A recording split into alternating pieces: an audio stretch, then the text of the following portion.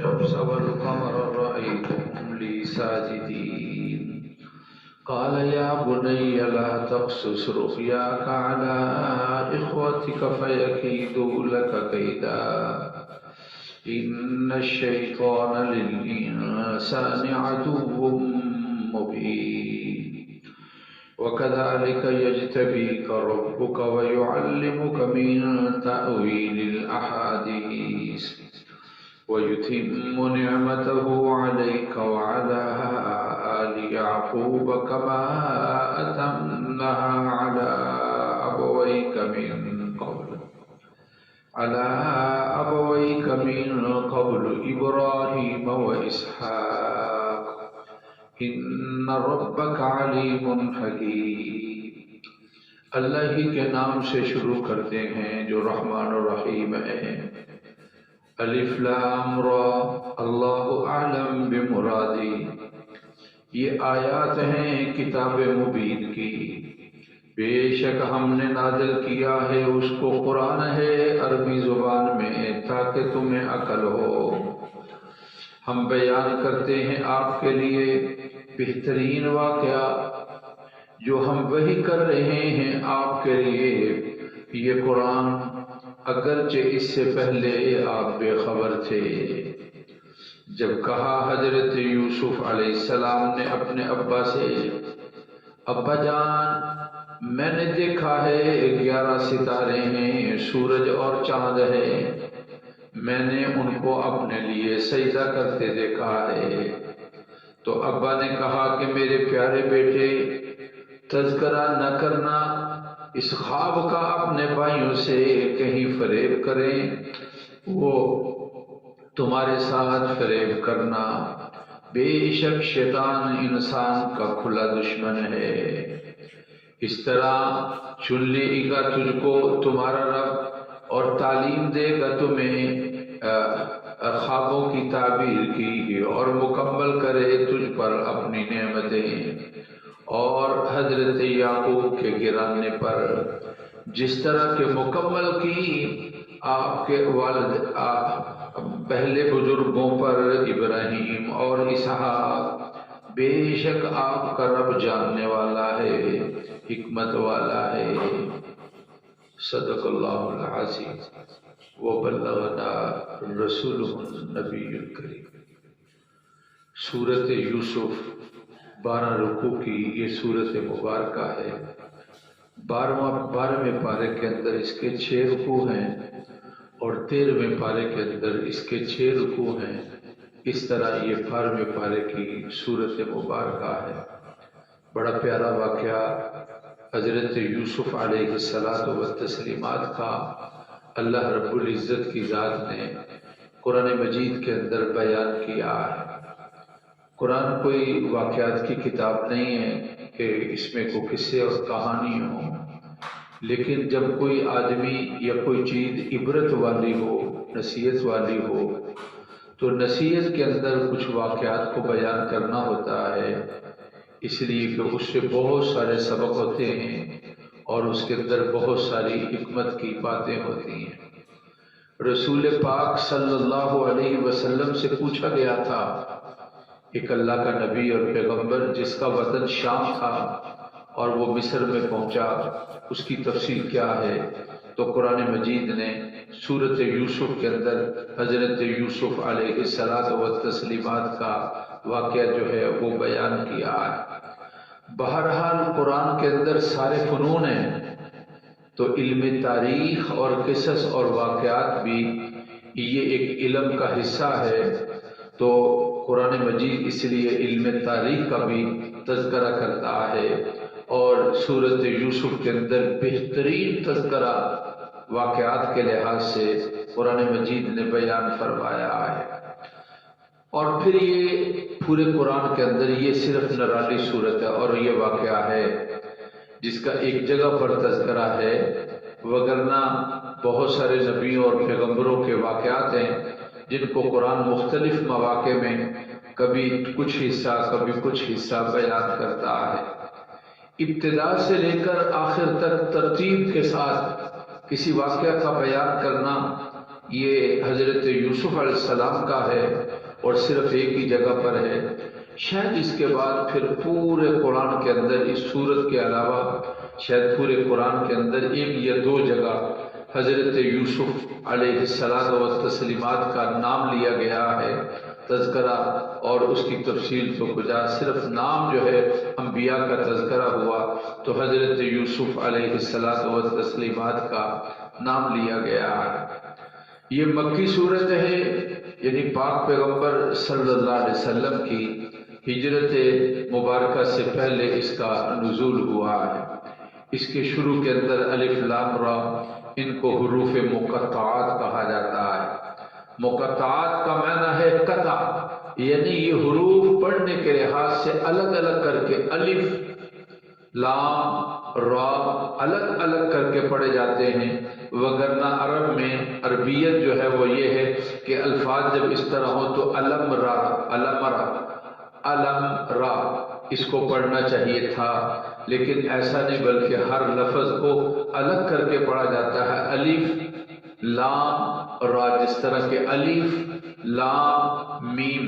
آپ دیکھیں گے کہ علم ترى کیفا، وہاں دونوں جو الفاظ ہیں ان کو ملا کر پڑھا جاتا ہے، اور لکھنے کے اندر الف لام میم اور علم ترى کیفا علم، اس کے اندر لکھنے کے اندر کوئی فرق نہیں ہے. یہ مد یا شد جو ہے جو اوپر آتی ہے، یہ زبر زیر، یہ تو ہمیں غیر عربیوں کو سمجھانے کے لیے ہے. وگرنہ عرب کے اندر تو جو اہل لسان ہیں ان کے لیے تو ان چیزوں کی ضرورت نہیں ہے، ان کو ویسے ہی اس کا پتہ چل جاتا ہے. تو اس وجہ سے ان کو حروف مقطعات کہا جاتا ہے. یقین کے ساتھ ان کا ترجمہ اور معنی کوئی نہیں بتایا جا سکتا کہ ان کا کیا معنی ہے. لوگ مختلف اپنے لحاظ سے اس کی تعبیر اور تعمیل کرتے ہیں، لیکن وہ یقینی نہیں ہے. اس لیے یہ کہا جاتا ہے اللہ اعلم بمرادی. اس کا مطلب کیا ہے اللہ رب العزت کی ذات جانتی ہے. کہتے ہیں کہ اللہ اور اس کے رسول کے درمیان یہ راز ہے. کئی صورتوں کے شروع کے اندر آتے ہیں الف لام میم، جو سورت بقرہ شروع ہوتی ہے، یاسین کاف نون، یہ سارے حروف مقطعات ہیں. صاد، یہ کاف ہا یا عین صاد طہ، یہ حروف مقطعات ہیں. ان کا معنی نہیں ہے. اور کہا جاتا ہے اللہ اور اس کے رسول کے درمیان راز ہے جو امت کے لیے ضرورت نہیں تھی، اس لیے بتایا بھی نہیں گیا ہے.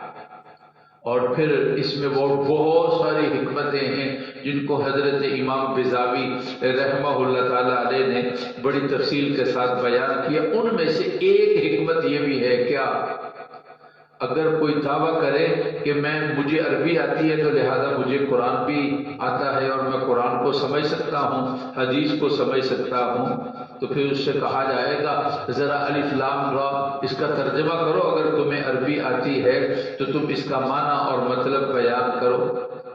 قرآن اگرچہ عربی زبان کے اندر ہے، لیکن اس کا سمجھنا اور اس کا مطلب اس طرح ہوگا جس طرح کہ اللہ کے نبی، اللہ کے پاک پیغمبر صلی اللہ علیہ وسلم کی ذات اقدس نے بتایا ہے. اور آپ صلی اللہ علیہ وسلم کا جو بتایا ہوا مطلب اور معنی ہوگا، اس مطلب اور معنی کو لیا جائے گا. عربیت کی جاننے کے ساتھ کوئی آدمی خود ہی سے کوئی مطلب اور معنی نکالے گا قرآن کی کسی آیت کا اور کسی صورت کا اور قرآن کے کسی حصے کا، یقیناً وہ کہیں بہت ساری جگہوں پر بہک جائے گا. اس کے لیے سالم راستہ وہ یہی ہے کہ کسی ماہر استاد سے جس کے سامنے قرآن و حدیث دونوں کا علم ہو، جو مطلب اور معنی بیان کیا جائے گا وہ اشکال سے خالی ہوگا. اور ایک اس کے اندر مطلب، یعنی ان حروف مقطعات سے ایک مطلب یہ بھی ہو سکتا ہے، قرآن مجید کے بعد شروع کے اندر یہ الفاظ لا کر یہ تذکرہ اس طرف ہے. یہ قرآن کوئی عجیب الفاظ نہیں ہے جن الفاظ کا تمہیں خبر نہ ہو اور تمہیں پتہ نہ ہو. جب چیلنج دیا گیا کہ اگر تمہیں شک ہے تو فاتو بصورت من مثلی، اس جیسی صورت لاؤ اور سارے جن کو تم کر سکتے ہو انسانوں اور جنوں کو جمع کر لو. اور ان کی مدد کے ساتھ اس کی ایک آیت اور ایک سورت جیسی کوئی صورت ہی لاؤ. تو حروف مقطعات کو ذکر کر کے شروع میں یہ بیان کیا یہ وہی الفاظ ہیں جو تم اپنی بول چال کے اندر بولتے ہو. الف لام میم یاسین نون صاد طا ہا، یہ وہی الفاظ ہیں جو تمہارے، جن کو تم جوڑ کر اپنی کلام بناتے ہو. تو یہ کوئی نئے نہیں ہے کہ تم کہتے کہ ہمیں اس کے بارے میں، ہمیں تو ان الفاظ کی کوئی سمجھ نہیں ہے اور ہمیں تو ان الفاظ کا کوئی پتہ نہیں ہے. انہی الفاظ سے تم اپنی کلام بناتے ہو اور بولتے ہو. اگر یہ بھی انسان کی بنائی ہوئی ہے تو ذرا اس کے مثل کوئی کتاب، کوئی سورت، کوئی آیت لا کر تو دکھاؤ کہ جو اس کے مثل ہو. جب نہیں تو یہ سمجھ لو یہ کسی انسان کی نہیں، انسانوں کے خالق کی بھیجی ہوئی کتاب ہے. اللہ رب العزت نے اس کو نازل کیا ہے اور یہ سچی ہے، اور جن پر آئی ہے وہ بھی سچے ہیں. تو قرآن نے فرمایا کہ تل کا آئے، حروف مقطعات جو شروع میں آتے ہیں ان کا کچھ معنی ہو گیا تل کا آیات الکتاب المبین. اس میں آیات ہیں قرآن مجید، یہ آیات ہیں. آیات کہا جاتا ہے جو ایک ایک حصہ، یہ ایک نشان جو لگا ہوا تھا ایک حصہ یہ آیات. تو یہ آیات ہیں کتاب مبین کی. مبین اس کو کہتے ہیں جس کے مضامین اور مطالب جو ہیں بالکل واضح ہوں. کیا چیز جائز ہے، کیا اس کے اندر اصول اور ضوابط اور قواعد کو اس طرح کھول کر بیان کر دیا گیا ہے. تبیانا لکل شیء، اللہ کی ذات نے اس میں ہر چیز کو بیان کر دیا گیا. اس کو کتاب مبین، مبین، واضح، جس کے احکامات ہیں، دو ٹوک ہیں، قرآن مجید نے اس کو بیان کر دیا. یہ قرآن کی صفت ہے کتاب مبین ہونا. انا انزلناہ قرآنا عربیا، ہم نے اس کتاب کو، قرآن کو عربی زبان کے اندر نازل کیا ہے. اگر قرآن عربی زبان میں نہ آتا تو کیا کہتے ہیں کہ ہم عربی ہیں اور یہ کسی اور زبان کے اندر ہے، ہمیں کیا پتا، ہم نہیں سمجھ سکتے ہیں. جو سب سے پہلے اس کے مخاطب ہیں وہ عربی لوگ تھے، تو قرآن مجید ان کے لیے عربی زبان کے اندر نازل کیا گیا ہے. اس لیے رسول اللہ صلی اللہ علیہ وسلم نے ارشاد فرمایا عربی کو فضیلت ہے تمام زبانوں پر. اپنی زبان کے علاوہ اگر کسی زبان کو جاننے کے لیے آدمی محنت کرے یا کوشش کرے تو وہ عربی زبان ہے. ہائے افسوس اور صد افسوس، ہم انگریزی پر تو بہت زور دیتے ہیں لیکن بحیثیت عربی زبان اس کے بارے میں ہمیں کوئی خبر اور اس کے بارے میں ہمیں کوئی پتہ نہیں ہے. حالانکہ یہ نہیں کہ انگریزی نہیں جاننا چاہیے، ساری زبانیں جتنی ممکن ہو سکے زبانوں کو سیکھو اور آدمی کو پتہ چلنا چاہیے، لیکن عربی سیکھنے کا اجر ملے گا. فرمایا رسول اللہ صلی اللہ علیہ وسلم نے اس کو، اللہ کی ذات نے 3 وجہ سے عربی کو فضیلت دی ہے. قرآن عربی زبان کے اندر ہے اور میری زبان عربی زبان ہے اور اہل جنت کی زبان جو ہے وہ بھی عربی زبان ہے. جنت میں جانا ہے تو یہی سیکھ لینا، وہاں جا کر پھر عربی قاعدہ پڑھنا اور پھر وہاں سیکھنا کتنا مشکل ہو جائے گا. لیکن جب جنت ملے گی تو ساری مشکلیں آسان ہو جائیں گی اور وہاں پر سارا سلسلہ ہو جائے گا. بہرحال عربی زبان کو سیکھنا چاہیے اور اس کے سیکھنے کی فضیلت ہے. زبان عربی کو سیکھنے سے قرآن مجید کا سیکھنا اور قرآن مجید کا سمجھنا بھی آسان ہو جائے گا. انا انزلناہ قرآنا عربیا، کہ بے شک ہم نے اس کو نازل کیا ہے قرآن کو عربی زبان کے اندر. آدمی کتنی فیسیں ادا کرتے ہیں مختلف زبانوں کو چینی زبان سیکھتے ہیں، جرمنی زبان سیکھتے ہیں. اب جو فیملی جاتی ہیں دوسرے ملکوں کے اندر تو ان کے لیے لازم ہے جرمن میں جانا ہے کسی فیملی میں تو جرمنی. آپ کی بیٹی نے کیا زبان سیکھی ہے؟ جرمن زبان سیکھی ہے. کتنی فیس تھی؟ 80,000 روپے. ادھر بھی جا کر اب پھر فیس ہے. ہاں، مطلب یہ کہ اب دیکھو جرمن جانا ہے تو جرمنی زبان سیکھنی ہوگی، تو جنت میں جانا ہے تو پنجابی سیکھنی ہوگی. تو عربی زبان جنت کی ہے، تو انشاءاللہ ہم نے جانا ہے تو یہی کوشش کی جائے، عربی الفاظ کو سیکھا جائے اور عربی زبان کو جانا جائے۔ تو قرآن نے فرمایا کہ انا انزلناہ قرآنا عربیا، اللہ تعالیٰ کا فرمان ہے ہم نے اس کو نازل کیا، یہ قرآن عربی زبان کے اندر ہے۔ قرآن کو قرآن کیوں کہا جاتا ہے؟ دنیا کے اندر سب سے زیادہ پڑھی جانے قرآن قراء سے ہے، جس کا معنی ہے پڑھنا، کیونکہ یہ دنیا میں سب سے زیادہ پڑھی جانے والی کتاب ہے، تو اس لیے اس کو کیا کہا جاتا ہے؟ قرآن۔ بعض حضرات کا کہنا ہے یہ قرانا سے ہے، جس کا معنی ہے ملا ہوا ہونا۔ قرآن ایک زنجیر کے مانند ہے، اور اس میں ہر سورت دوسری سورت کے ساتھ اور ہر رکوع دوسرے رکوع کے ساتھ اور قرآن کا ہر حصہ دوسرے حصے کے ساتھ ملا ہوا ہے، اور اس کی ترتیب ہے، اور اس طرح اس کا آپس کے اندر جوڑ ہے، تو اس لحاظ سے اس کو قرآن کہا جاتا ہے۔ یہ تعویلیں ہیں، اس لیے کہتے ہیں کہ اللہ نے اس کتاب کو قرآن کہا ہے۔ کیا کہا ہے جی؟ اللہ کی ذات نے اس کتاب کو کیا کہا؟ شروع میں تذکرہ کیا کتاب، اور پھر اس کا نام، کتاب کا نام کیا ہے؟ قرآن ہے، اور ہم اس کو کہتے ہیں قرآن حکیم، ہم اس کو کہتے ہیں قرآن مجید، اور ہم اس کو کہتے ہیں قرآن شریف۔ یہ سارے اس کے نام ہیں، اور ان کے ساتھ عزت کے لیے لفظ بولا جاتا ہے۔ تو انا انزلناہ قرآنا عربیا، بے شک ہم نے اس کو نازل کیا، قرآن ہے جو عربی زبان کے اندر، لعلکم تعقلون، تاکہ تمہیں سمجھ آ جائے۔ تو کیا پتہ چلا کہ قرآن کو سمجھنے کے لیے کیا کرنا چاہیے؟ عربی زبان سیکھنی چاہیے، اور پھر قرآن کسی جاننے والے سے سیکھنا چاہیے۔ عربی زبان سیکھ کر خود ہی سے مطلب نکالے گا تو بہک جائے گا۔ اس لیے یعنی اللہ کے ذات نے، عربی لوگ تھے تو کتاب پوری اس طرح دے دیتے، یہ جی پڑھو اور اس پر عمل کرو، ایسا نہیں۔ پڑھانے والے بھی آئے، کون؟ اللہ کے نبی صلی اللہ علیہ وسلم۔ ان کی ذمہ داریوں کے اندر ہے کیا؟ قرآن کا بیان کرنا، اور قرآن کا سمجھانا، اور قرآن کی تعلیم دینا، یہ آپ کی ذمہ داریوں کے اندر یہ ذمہ داری ہے۔ کتاب اللہ کی بھی ضرورت ہے، اور ساتھ رجال اللہ کی، یعنی کیا مطلب؟ اللہ کی کتاب کو سمجھنے کے لیے اللہ کے بندے جو اہل علم ہیں ان کی ضرورت ہے، ان کی وساطت کے ساتھ آدمی جب قرآن کو سمجھے گا تو پھر اس کو قرآن صحیح سمجھ کے اندر آئے گا، اور اس کا معنی اور مفہوم اور مطلب سمجھ میں آئے گا۔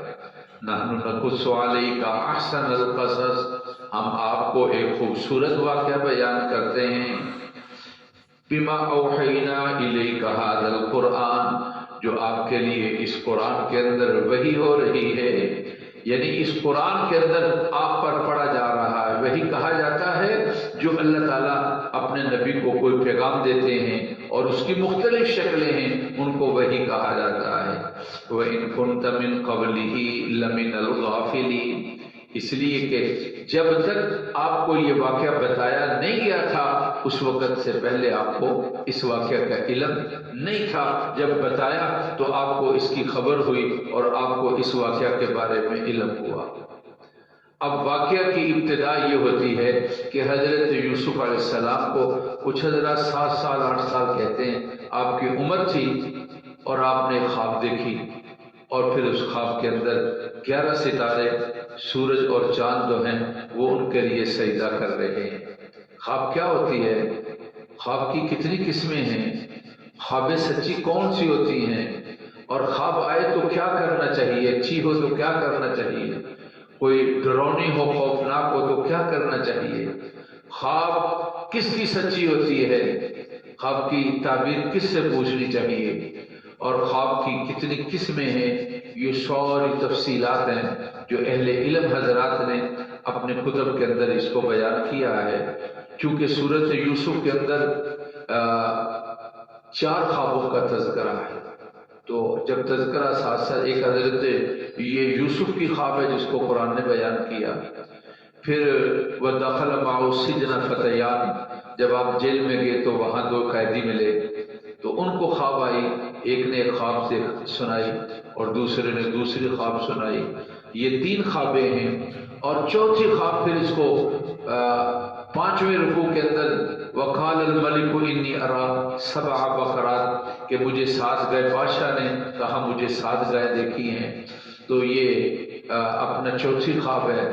ایک خواب اللہ کے نبی اور پیغمبر کی ہے، اور 3 جو خوابیں ہیں ان کے دیکھنے والوں کا مسلمان ہونا جس وقت خواب آئی تھی ثابت نہیں ہے. بظاہر یہ ہے کہ وہ کفر پر تھے، اور تینوں کی خوابیں سچی ہیں.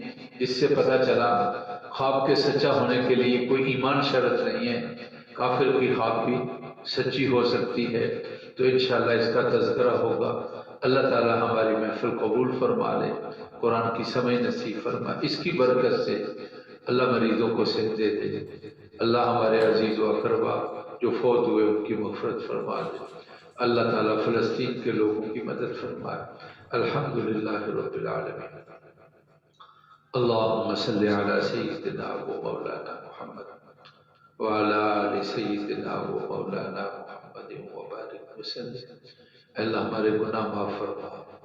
اللہ ہمارے گناہ معاف فرما. اللہ ہم پر کرم اور فضل فرما. کتنے ہی دوست بیمار ہیں، مسجد کے ساتھی اور ویسے بھی اپنے عزیز و اقربا اور دوست. اللہ صحت دے دے. کمزور ہیں اللہ وباؤں اور بیماریوں سے بچا دے. موسم خوشگوار ہوا، اللہ وباؤں کا خاتمہ فرما دے. اللہ ہماری تو اتنی بھی طاقت نہیں ہے. ایک مچھر اللہ وہ بھی ہم سے طاقت والا ہے، اور اگر وہ وار کرتا ہے تو کئی دن ہم تکلیف اور مصیبت کے اندر رہتے. اپنی پناہ دے دیجیے اللہ، اپنی پناہ دے دیجیے اللہ، اپنی پناہ دیجیے. ہم کمزور اور مسکین اور لاچار ہیں. ہمارے فوت شدگان، والدین، بہن بھائی، دوست احباب مغفرت فرمائی. مظلوم مسلمانوں کی مدد فرما. اللہ ہماری دعائیں قبول فرما.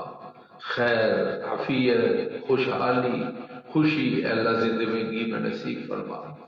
بچے، دوست احباب جہاں ہیں اللہ ان کے لیے ہر جگہ پر خوشیوں کا انتظام فرما. ان کی جو مرادیں جائز ہیں، اچھی خواہشیں ہیں، اللہ ان کو پورا کر دے. ہماری دعائیں قبول کر لے. وصلی اللہ تعالی علی سیدنا و مولانا محمد و آلہ و اصحابہ.